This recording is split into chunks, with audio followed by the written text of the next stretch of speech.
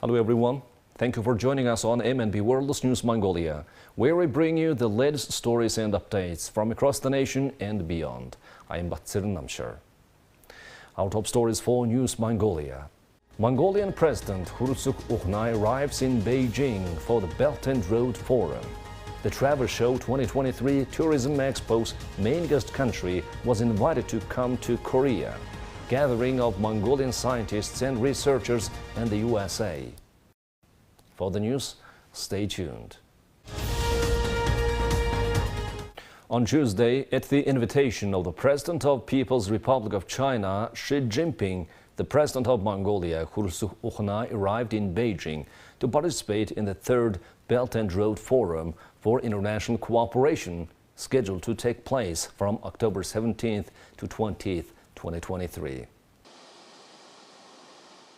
Upon his arrival at Beijing Capital International Airport, President Khurelsukh, accompanied by Mongolian delegation, received a warm welcome from high-ranking dignitaries.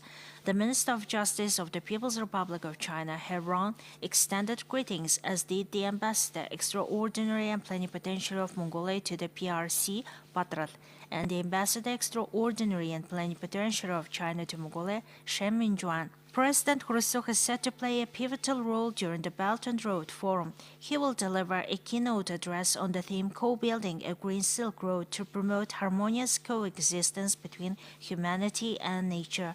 Furthermore, on the sidelines of this forum, President Khurelsukh Ukhnay of Mongolia is expected to engage in bilateral meetings with the President of the People's Republic of China, Xi Jinping. In the first 9 months of this year, over 108,000 tourists from South Korea visited Mongolia. Experts predict that this number will continue to grow in the coming years. Furthermore, Mongolia has received an invitation to feature as the main guest country on the Travel Show 2023 Tourism Expo taking place in Seoul, South Korea, thereby further promoting the nation of Mongolia. During the Travel Show 2023 Tourism Expo at QX in Seoul, South Korea, a Mongolian gear took center stage. This caught the attention of Korean visitors. Therefore, visitors eagerly donned Mongolian national clothing, including the del, while immersing themselves into the rich history and heritage of Mongolia. They also gained valuable insights and had the opportunity to explore the distinctive Mongolian cuisine. This event provided a captivating introduction into the essence of Mongolia for all who attended. I never considered visiting Mongolia before, but now, after experiencing the thrill of wearing Mongolian national attire, indulging in Mongolian pastries, and delving into the rich history and culture of Mongolia, I can't resist the urge to plan a trip to this incredible country. Yesterday, I tuned into a TV program about Mongolia. When I arrived at the exhibition, my first stop was to visit the Mongolian gear. My son was captivated by the sight of the Mongolian gear. Stepping inside, we felt the genuine warmth and comfort it provided. The Mongolian del is incredibly cozy and warm when worn. Its beauty exceeded my expectations. The Mongolian pastry was also incredibly indulgent and delicious. It has truly ignited my desire to visit Mongolia and experience spending a night in the refreshing open air. I've been to Mongolia 6 times. It has got stunning nature and wide open spaces. When you stay in Mongolian gear overnight, you wake up to really fresh air and see lots of stars at night. In some places, there's no phone coverage, so you can focus on other things. But Ulaanbaatar has a big problem with air pollution. Getting around by bus or taxi can be tough in Ulaanbaatar. Fixing these things should be a top priority. The yearly travel show in South Korea attracts over 100,000 visitors.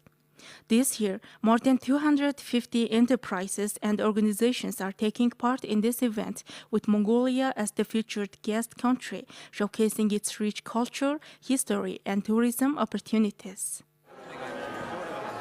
The first scientific conference of Mongolian scientists and researchers was organized in Washington, D.C. on October 14th to 15th. The conference was organized by the Mongolian researchers in the USA and the We Together Youth and Family organization. There is an unofficial number that about 200 scientists and researchers from Mongolia currently residing and working in the USA. 70 researchers and experts took part in the conference. They are currently working at various places such as the National Institute of Health, the U.S. Food and Drug Administration, the National Aeronautics and Space Administration, and lecturing at Harvard or Massachusetts University. Researchers are those who conduct research based on evidence, then proceed to the next stage of research. Therefore, science is a basic foundation for the development of a country and all its main sectors, including the health sector. Although we are studying today, we aim to create opportunities for our future youth to learn and develop in this field, to contribute to the development of the country by using scientific research and analysis. 8 presentations and 6 discussions were presented at this scientific conference. In addition to exchanging information, scholars and researchers also shared their experiences on how to grow their careers, apply for scholarships, and get jobs. The conference also aimed to help emerging researchers advance professionally, and it's intended to help them to do their research successfully. The conference discusses the latest major research outcomes. For example, a NASA scientist talks about the challenges humanity will face when traveling to Mars. In this way, a very interesting presentation and discussion took place, making us contemplate about what we haven't even thought about.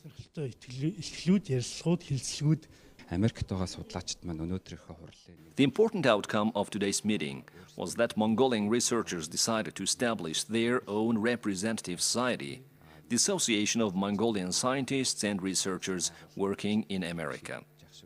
I hope their operation will expand in the future, and it will become a platform for exchanging experiences and practices with the new generation. The first scientific conference of Mongolian scientists and researchers in the USA was organized by the We Together Youth and Family organization, with the support of the Embassy of Mongolia in the USA.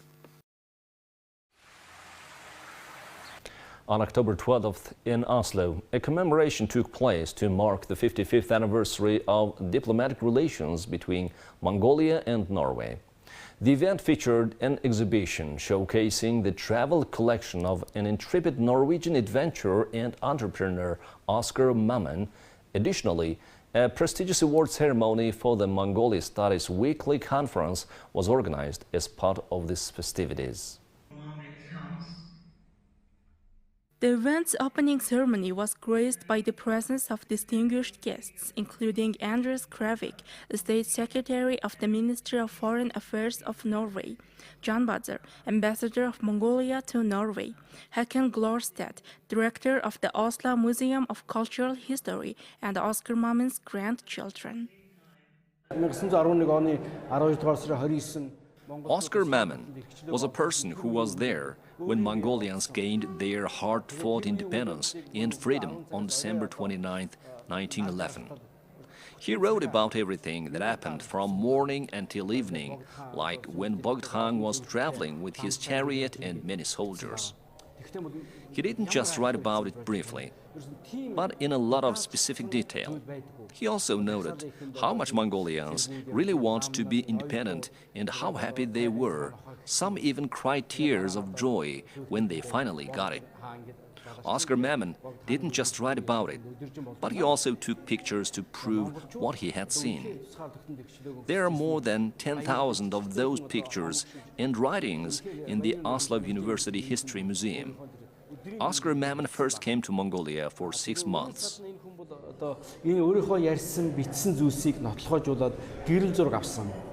Experts or specialists from Mongolia, Norway, Japan, and Great Britain share their knowledge on different topics, including Mongolian domestic culture, trade, festivals, and the establishment of diplomatic relations between Mongolia and European countries. They also displayed photos and videos of Bogotan's accessions and enthronement ceremony for the public to view. Well, I was raised to be an expeditioning researcher by my mother, Maria Magdalena Tatar, who used to take me on expeditions to Soviet-era Mongolia in the 1980s. Yes, when I was a child, I spent part of my childhood in Mongolia and also traveling around the world. So men like Oscar Mamen were an inspiration to me. And men like him, men and women like him, were the reason why I became a researcher myself, even though travel is much easier these days than it used to be. For over 30 years, Oscar Mamin journeyed through Inner Mongolia, China, Russia, and Africa. In 2017, his children and grandchildren generously contributed Mongolian-related items along with a trove of photographs and videos to the Museum of Cultural History in Oslo. This extraordinary collection comprises approximately 10,000 photographs, over 500 artifacts, diaries, letters, travel papers, and manuscripts. Ambassador Janbatar highlighted in his speech at the anniversary event that the two nations have seen significant visits at the highest levels in the past. He also pointed out the growth and progress in parliamentary collaboration as well as cultural and humanitarian ties. He emphasized that this academic gathering holds great historical significance for the future relations between the two nations.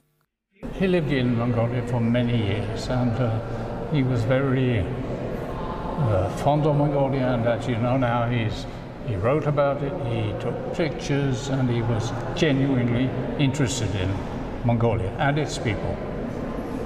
So when he passed away, what he left behind was left over to my father to take care of, but it was packed down in boxes and trunks, and it was stored away. He lived a very adventurous life. Yeah. Yes. And his way to document it all is unbelievable. Yeah. He actually died in a car accident 5 years before I was born, 4 years. But I have heard a lot of stories from my father, Odd, his middle son.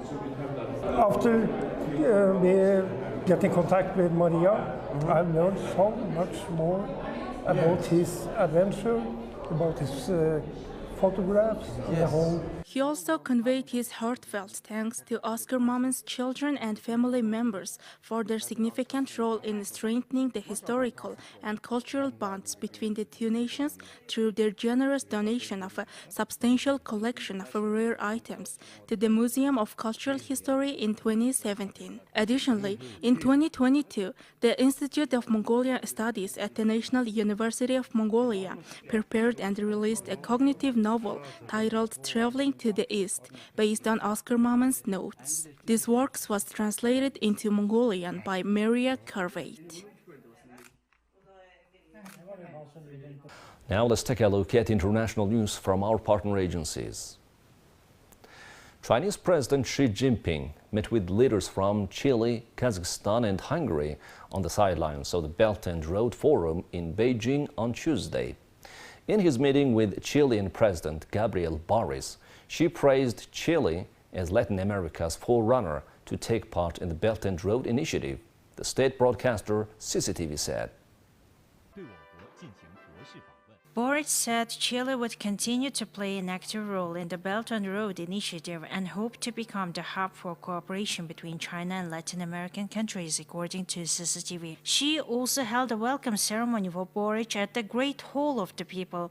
Officials from the two sides signed agreements on cooperation in areas including investment, technology, and agriculture.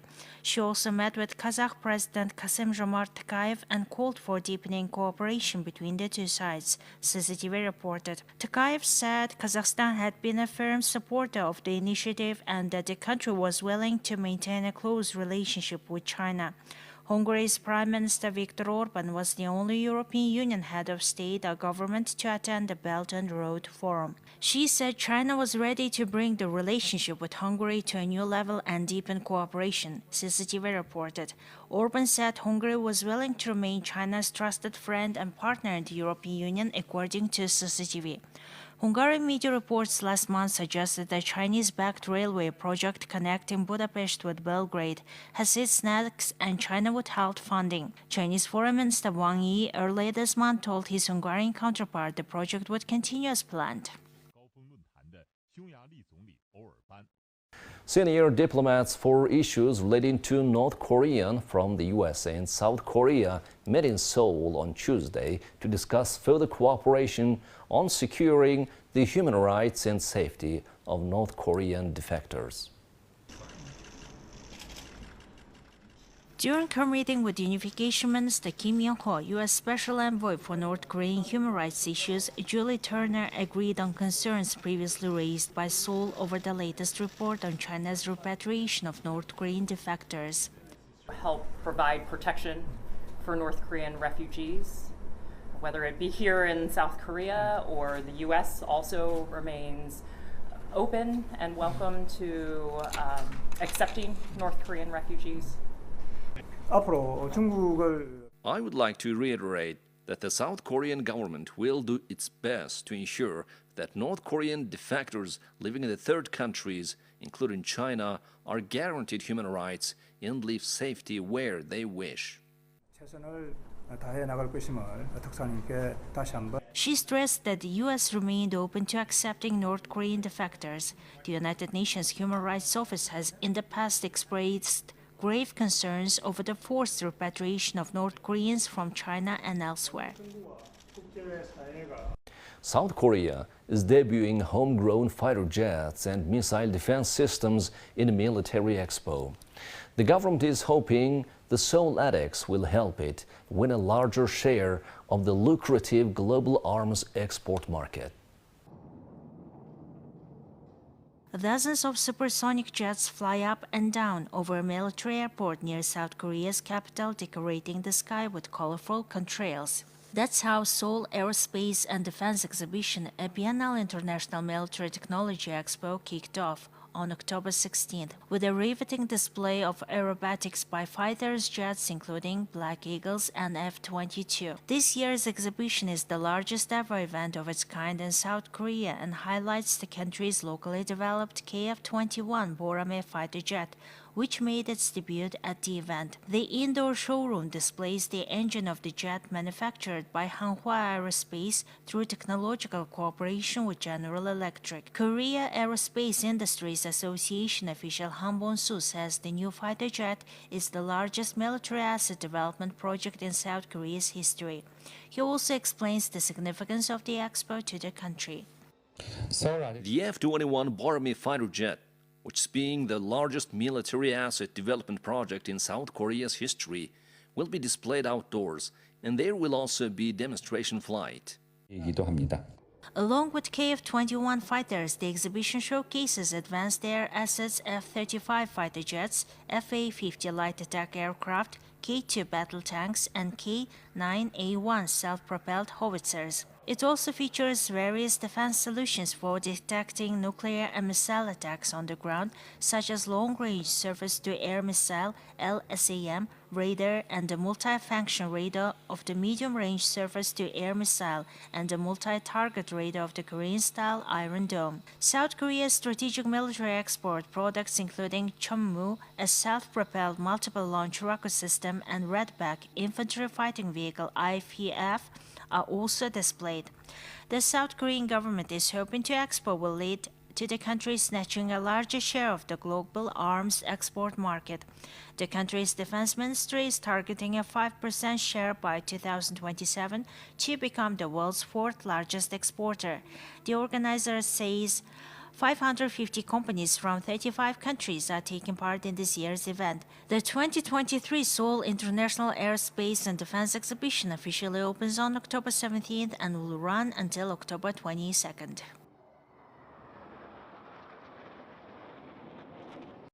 Well, that's all for today. Thank you for staying with us. We'll see you on Thursday with more news and updates. Goodbye.